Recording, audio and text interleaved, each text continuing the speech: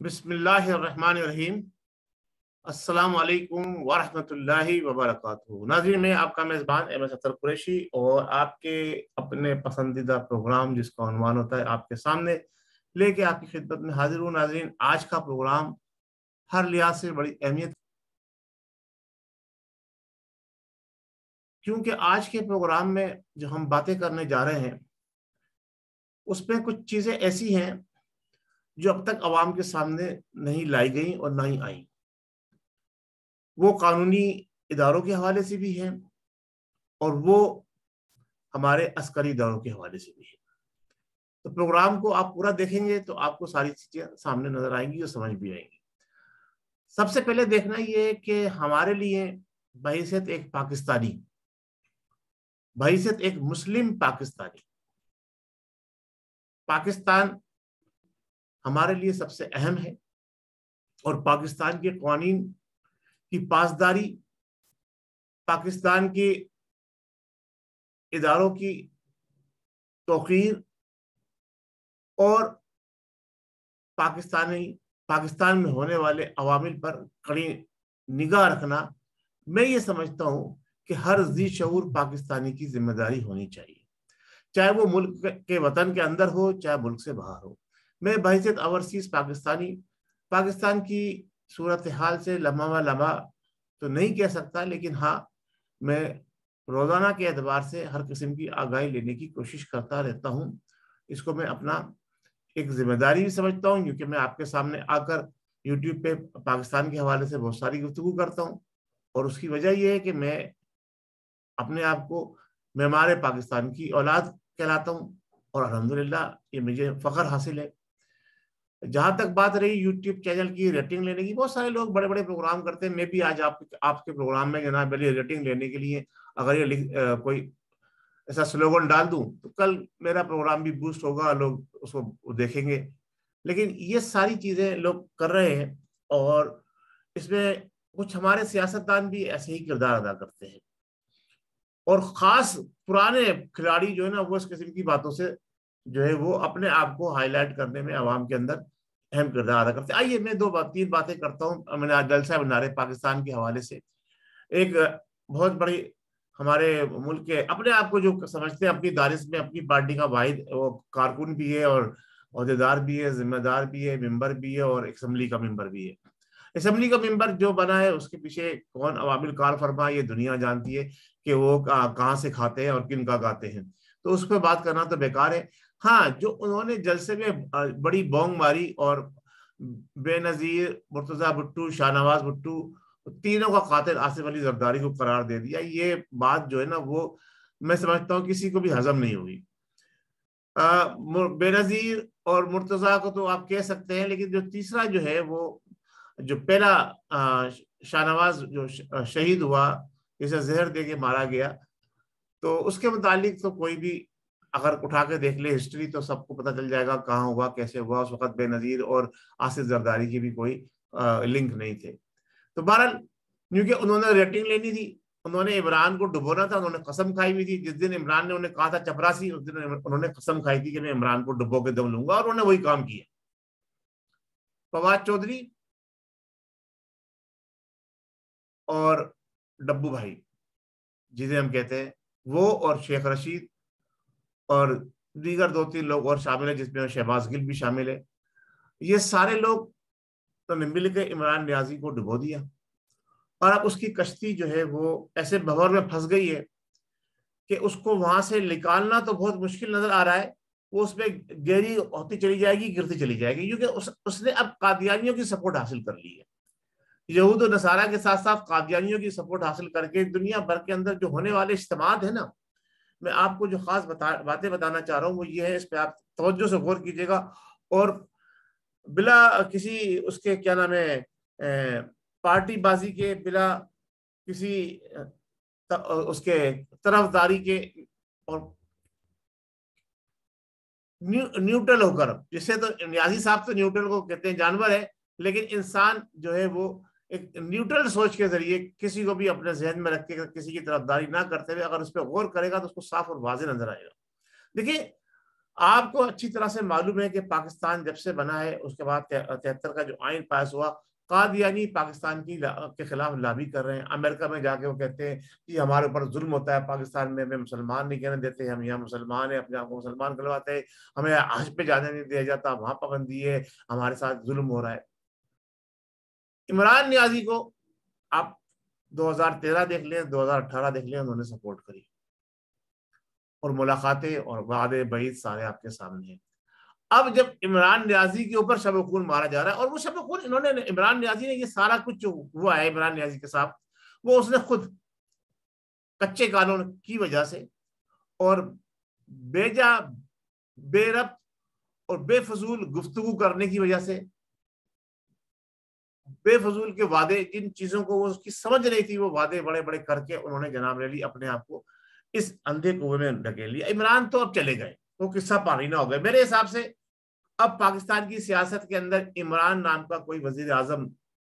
جسے عمران نیازی، آپ لوگ عمران خان کہتے ہیں، میں عمران نیازی کہتا ہوں، اب دوبارہ وزیر اعظم پاکستان بننے کی تو چانس نہیں ہے، دور دور تک،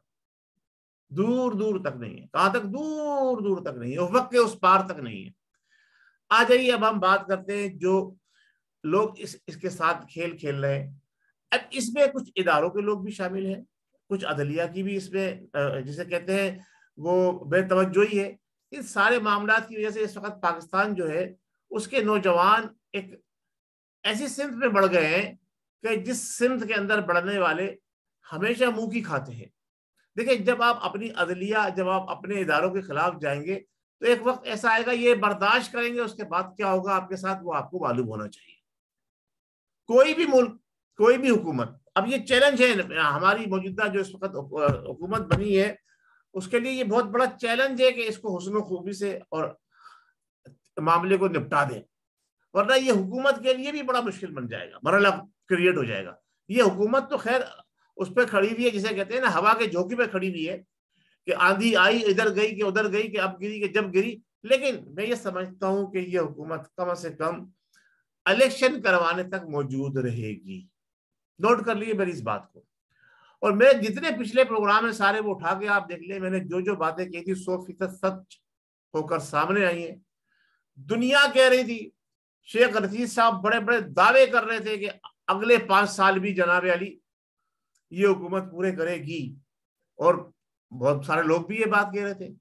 لیکن میں شروع سے یہ کہہ رہا تھا کہ اس حکومت کو ٹرن اوور مکمل کرنے دیا جائے، میرا یہ کہنا تھا اس حکومت کو ٹرن اوور مکمل کرنے دیا جائے، ورنہ نقصان دہ ہوگا جو ہو رہا ہے آپ کے سامنے۔ میں یہ کہہ رہا تھا، مجھے پتا تھا کہ اس کی ٹانگیں کھینچ کے اس کو اتار دیا جائے گا، کیونکہ جب آپ اپنے موصلوں کے خلاف ہو جائیں، اپنے لانے والوں کے خلاف آ جائیں، اب آپ یہ کہہ رہے ہیں سازش اور پلاننگ، تو بھائی سازش اور پلاننگ کے تحت تو آپ آئے حکومت کے اندر۔ امپائر کا اشارہ، انگلی کھڑی ہونے والی ہے، umpire umpire umpire umpire, P T V پہ حملہ، بے توقیری، آپ کیا نام ہے، الیکشن، اپنا سپریم کورٹ آف پاکستان، یہ سارے آپ کرتے رہے۔ اس وقت آپ بڑے خوش تھے کہ میں اپنے ہاتھ سے پھانسی دوں گا، سزا دوں گا جو میرے کارکن کے اوپر ہاتھ اٹھائے گا پولیس والا۔ اس وقت آپ زوما بنے ہوئے تھے۔ اللہ کی لاٹھی بے آواز ہے، اس کے ہاتھ دیر ہے اندھیر نہیں۔ اسی لیے کہتے ہیں بڑے بول بڑے دعوے جو ہے وہ انسان کو ہمیشہ ذلیل و رسوا کرتے ہیں۔ اب یہ سازش کے تانے بانے پاکستان کے خلاف قادیانی 73 سے کرتے چلے آ رہے ہیں۔ اب ان کو عمران نیازی جیسا ایک ڈھول مل گیا بجانے کے لیے، جس کی آواز سنی جا رہی ہے جوانوں کے اندر، تو وہ اس کے ساتھ لگے ہوئے۔ اچھا، یہ نہ صرف پاکستان میں بلکہ پوری دنیا کے اندر جہاں جہاں بڑے بڑے اجتماعات ہو رہے ہیں عمران نیازی صاحب کی حمایت میں، اگر وہاں پر ریئلٹی کے ساتھ اگر وہاں کی ان لوگوں کی چھان بین کر لی جائے، ان کی شناخت کر لی جائے، تو اس میں 90% دعوے کے ساتھ میں یہ کہہ رہا ہوں 90% اس میں قادیانی نکلیں گے۔ ناظرین، یہ میں پہلے بھی بات بتا چکا ہوں، 2 دن پہلے پروگرام میں بھی یہ بات کہی تھی، اب پھر دوبارہ کہہ رہا ہوں، اس لیے کہہ رہا ہوں کہ شاید کسی نے پہلا پروگرام نہیں دیکھا ہو، یہ پروگرام دیکھ لے، اور ہمارے نوجوان اگر دیکھ لیں اس پروگرام کو، میں چاہوں گا اپنے ان لوگوں سے جو یہ پروگرام دیکھ رہے ہیں اور جو میری بات سے متفق ہیں، اس کو پبلک میں لے کر آئیں، پبلک میں ان کریں، ہمارے نوجوانوں کو پتہ چلے کہ وہ غلط سمت میں بڑھ گئے ہیں، وہ غلط آدمی کے ہاتھوں میں اپنے ڈورے دے چکے ہیں، وہ ان کو رسی میں باندھ کے کھینچ کے ایک گہری کھائی میں دھکیل دے گا۔ ناظرین، یہ تو بات ہو گئی نیازی صاحب کی حکومت کے حوالے سے۔ اب آئیے موجودہ حکومت کے حوالے سے بھی ہم بات کرتے ہیں۔ حکومت نے اقتدار سنبھال لیا اور اقتدار سنبھالنے کے بعد ذمہ داریاں بھی اپنی جو وہ نبھانے کی کوشش کر رہے، لیکن المیہ دیکھیے اس ملک کا کہ پاکستان کا سب سے بڑا صوبہ جو آبادی کے لحاظ سے اگر دیکھا جائے تو دنیا کے کئی ممالک، بڑے بڑے ممالک، یورپی ممالک، اگر آبادی کے لحاظ سے دیکھا جائے تو ان سے بڑی تعداد ہے اس صوبے کی، 12 ساڑھے 12 13 کروڑ کی، 13 کروڑ سے بھی اوپر ہے اس کی آبادی۔ وہاں پر پچھلے جب سے وزیر اعلیٰ صاحب نامزد کیے گئے کوئی گورنمنٹ ہی نہیں ہے، کوئی حکومت ہی نہیں ہے۔ وزیر اعلیٰ صاحب نامزد تو جیت کے تو آ گئے اناپوز، صحیح ہے، لیکن ابھی تک انہوں نے حلف نہیں اٹھایا۔ اب یہ قانون کے ساتھ کھلواڑ ہو رہا ہے یا نہیں ہو رہا، یہ بتا دیجئے۔ اس کے پیچھے کس کے ہاتھ ہے، کون عوامل کار فرما ہے؟ یعنی پاکستان، آدھے پاکستان میں اس وقت حکومت کا کوئی نام ہی نہیں ہے، وہاں حکومت ہی نہیں ہے آدھے پاکستان کے اندر۔ پنجاب ایک طرف، پورا پاکستان ایک طرف، رقبے کے لحاظ سے اور آبادی کے لحاظ سے، تو آدھا پاکستان کے اندر حکومت ہی نہیں ہے۔ اب جو مرکز میں حکومت ہے وہ کیا گل کھلاتی ہے؟ ابھی جو معاملات چل رہے ہیں افہام و تنشین کے ساتھ، یہ گاڑی کب تک چلتی ہے؟ کیونکہ یہ جو بانڈ استعمال کیا گیا ہے، سمر بانڈ اور ایلفی، مختلف لوگوں کو لا کر جوڑ کر حکومت بنائی گئی ہے، یہ کتنا دیر پا رہتا ہے یہ ڈیپینڈ کرے گا جو اس وقت چیف ایگزیکٹو بنا ہوا ہے اس کی کیا پالیسیاں ہیں، وہ کس طرح سے اپنے لوگوں کو ساتھ لے کے چلتا ہے۔ اگر کہیں بھی کسی کی ذرا سی بھی حق تلفی ہوگی، اس وقت حق تلفی سے مراد یہ ہے کہ اس کی بات نہیں سنی جائے گی، حق تلفی تو خیر سبھی کی ہو رہی ہے، پورے پاکستان کی عوام کی ہو رہی ہے، اگر اس کی بات نہیں سنی جائے گی تو وہ بلیک میلنگ کرنے کی پوزیشن میں ہے، کیونکہ صرف 4 ووٹوں کا مارجن ہے حکومت کے اندر، اب 4 ووٹ تو کبھی بھی ادھر سے ادھر ہو سکتے ہیں، تو یہ حکومت کو بڑے پھونک پھونک کے قدم رکھنا ہوگا۔ لیکن میں ایک مشورہ دینا چاہتا ہوں حکومت کو، شاید کہ ان کے دل میں اتر جائے میری بات، آپ اپوزیشن تو ہے نہیں، اب آپ اکیلے ہیں، کوئی قانون آپ پاس نہیں کر سکتے، آرڈیننس صدارتی کوئی لا نہیں سکتے، صدر صاحب آپ کے ساتھ کوآپریٹ نہیں کریں گے، یا گورنر آپ کے قابو میں نہیں آ رہا پنجاب کا، تو صدر تو ویسے بھی نہیں آئے گا۔ اس نے صاحب آپ کو جھنڈی دکھا دی، جب آپ ملنے گئے تو آپ اس نے کہہ دیا بھائی میں قانون کے مطابق کام کروں گا، وہ اپنے قانونی داؤ پیچ استعمال کر کے آپ کو ڈیلے ٹیکٹکس کے طور پر لے کے جائے گا۔ تو لہٰذا اب آپ کو یہ دیکھنا ہے کہ آپ نے اپنے محدود اختیارات کے اندر ریلیف پاکستانی عوام کو کیا دے سکتے ہیں۔ دیکھیں، پاکستانی عوام کا سب سے بڑا مسئلہ جو ہے وہ ہے پانی، بجلی اور خوراک۔ پھر نوٹ کر لیجیے، پاکستان کے سب سے بڑے شہر کراچی، پینے کا پانی پیٹرول سے بھی مہنگا، بجلی آپ کے سامنے ہے، اس کے بعد آ جاتی ہے خوراک، اور اس کے بعد آتی ہے پھر آپ کی طبی سہولتیں۔ میں آپ کے جو بیرونی معاملات، سفارتی معاملات جو دنیا سے چل رہے ہیں وہ چلتے رہے، لیکن اگر آپ نے یہ صرف 4 آئٹم اس رمضان المبارک کے مہینے میں اگر ان کو آپ نے صحیح طرح سے، اب تو کچھ 8-9 دن رہ گئے، کنٹرول کر لیا، یعنی پانی، بجلی، خوراک اور طبی سہولتوں کے اوپر اگر شہباز شریف صاحب، پرائم منسٹر صاحب، جیسا ماضی میں انہوں نے پنجاب کو بڑی دلا بخشی ہے، پنجاب کی انفراسٹرکچر بنانے میں انہوں نے بڑا اہم کردار ادا کیا ہے، اگر وہ یہ کنٹرول کرنے میں کامیاب ہو گئے اپنے لوائقین کے ساتھ ملا کر جو ان کے اس وقت یار غار بنے ہوئے ہیں، یار حکومت بنے ہوئے، تو میں یہ سمجھتا ہوں کہ یہ حکومت کچھ سروائیو کر جائے گی، ورنہ عید کے بعد بہت بڑا طوفان بدتمیزی اٹھنے والا ہے۔ اب حکومت کے اس کے لیے کچھ بھی قربانی دینی پڑے، چاہے اپنا پیسہ لا کے لگانا پڑے، بڑے پیسے والے حکومت کے پاس، خود شریف فیملی، زرداری فیملی اور ہمارے جو بھائی لوگ شامل ہوئے، سب کے پاس بڑا پیسہ ہے، اپنا پیسہ لگاؤ، ڈالر کو کنٹرول کرو، اور جو عوام نے ریلیف مانگا ہے وہ سہولتیں ان کو حقیقی طور پہ دو، صرف نمود و نمائش کے لیے ٹی وی پہ نہیں۔ تو یہ جو جوانوں کا سمندر امٹ کے آپ کے خلاف آ رہا ہے، اس پر آپ قابو کر سکو گے، کر پاؤ گے، ورنہ پاکستان جو یہ اگلا جمعۃ الوداع آ رہا ہے، یہ بڑا اہم ہے پاکستان کے لیے، کیونکہ آپ کو یاد ہونا چاہیے کہ 27 رمضان المبارک تھا، جمعۃ الوداع کا دن تھا، شب قدر کی رات تھی، اور پاکستان موروث وجود میں آیا تھا، یہ اللہ کا انعام تھا۔ اب پھر آ رہا ہے، اور نیازی صاحب اور قادیانی لابی یہ چاہتے ہیں کہ 73 کا آئین ختم ہو جائے، وہ پاکستان میں انارکی پھیلانا چاہتے ہیں۔ اچھا، ایک فحش غلطی جو ہمارے اداروں سے ہوئی، اداروں نے بہت زیادہ سپورٹ کری عمران نیازی صاحب کو، اور جب انہوں نے دیکھا کہ انہوں نے میری سپورٹ ہٹا لی ہے تو نیازی صاحب ان کے خلاف ہو گئے۔ ویسے ماضی میں بھی ان کے خلاف تھے، لیکن اب زیادہ خلاف ہو گئے کہ مجھے تم نے اوپر چڑھایا، پھر میں نے نیچے سے سیڑھی کھینچ لی۔ ایسا نہیں ہوا ہے، سیڑھی اداروں نے نہیں کھینچی ہے آپ کے نیچے سے، آپ کی سیڑھی آپ کے چاہنے والوں نے کھینچی ہے، جو لوٹوں کا گھیرا آپ کے گرد تھا، انہوں نے یہ کام کیا ہے۔ اور ورنہ اپوزیشن تو بڑے پہلے دن سے آپ کے خلاف تھی، کچھ نہیں کر پا رہی تھی، آپ نے خود اپنی پاؤں پہ کلاڑی ماری ہے۔ تو آپ عدلیہ کو بھی الزام نہ دیں، عدلیہ کو قانون کے تحفظ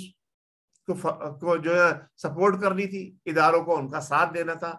یہ ساری غلطیاں آپ کی ہیں۔ اب آپ اپنی غلطی نہ عدلیہ پر ڈالیں، نہ امریکہ پہ ڈالیں، نہ اداروں پر ڈالیں، اپنی غلطی تسلیم کریں، اور سچے پکے مسلمان عقیدہ ختم نبوت کا دفاع کرنے والے، تحفظ ناموس رسالت پہ بر بٹنے والے بن کر عوام کو اپنے ساتھ لے کر آئیں، تو آپ کے دروازے کھل سکتے ہیں۔ توبہ کر کے آئیں، پہلے جائیں وہاں پر اللہ اور اس کے حبیب کے دربار میں توبہ کر کے آئیں تو دروازے کھل سکتے ہیں۔ ویسے نہ آپ کا تو قصہ پارینہ ہو چکا ہے۔ ناظرین، موجودہ حکومت کو بڑی ہوش مندی سے کام لینا ہوگا، اور ہمارے جوانوں کو، ہمارے سیاستدانوں کو، ہمارے مذہبی اسکالر کو، ہمارے علماء اکرام کو، ہمارے جو قلم کار ہیں، ہمارے جو دانشور ہیں، جو تجزیہ نگار ہیں، جو بھی ان میں سے پاکستان سے محبت رکھتا ہے، پاکستان کو جو ہے وہ پروان چڑھتا دیکھنا چاہتا ہے، میں ان سے گزارش کروں گا کہ نوجوانوں کو سمجھانے کے لیے حقیقت حال سے آگاہ کرے کہ غلطی کہاں کس نے کی، اور جس کی وجہ سے خمیازہ جو ہے سابقہ حکومت جو گئی ہے اس کو بھگتنا پڑا، اور اب وہ اپنا سیف فیس لینے کے لیے امریکہ کو بھی الزام دے رہے ہیں، جبکہ سارے وزیر سفیر ان کے پاس امریکہ سے آئے ہوئے تھے، اور سارے باتیں انہوں نے امریکہ کی مانی، سارے کام انہوں نے امریکہ کی مرضی سے کیے، لیکن اب انہوں نے امریکہ کو دشمن ڈکلیئر کر دیا، کیونکہ مدینے کی ریاست کا چورن جو بیچنا چاہ رہے تھے، جو چکر چلایا تھا، وہ چل نہیں سکا ان سے، کیونکہ ان سے نہ مدینے کی ریاست کے متعلق کچھ معلومات تھی، نہ دین کے متعلق کچھ معلومات تھی۔ انہوں نے دیکھا کہ پچھلے لوگوں نے یہ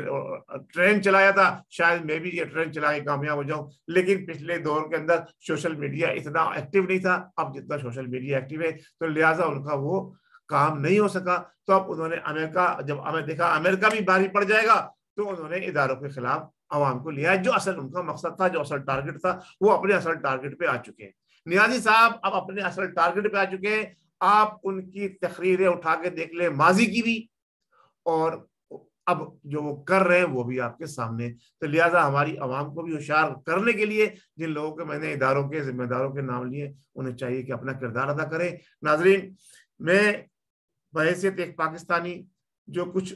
میں پاکستان کے حق میں بہتر سمجھتا ہوں، جو پاکستان کی عوام کو سمجھا سکتا ہوں، جو پاکستان کے عوام کے دلوں میں اپنی بات ڈالنا چاہتا ہوں، کوشش کر رہا ہوں۔ باقی وہ تو عز من تشاء و تذل من تشاء بیدک الخیر انک علی کل شیء قدیر۔ اے رب کریم، ہمیں صراط مستقیم پہ چلا،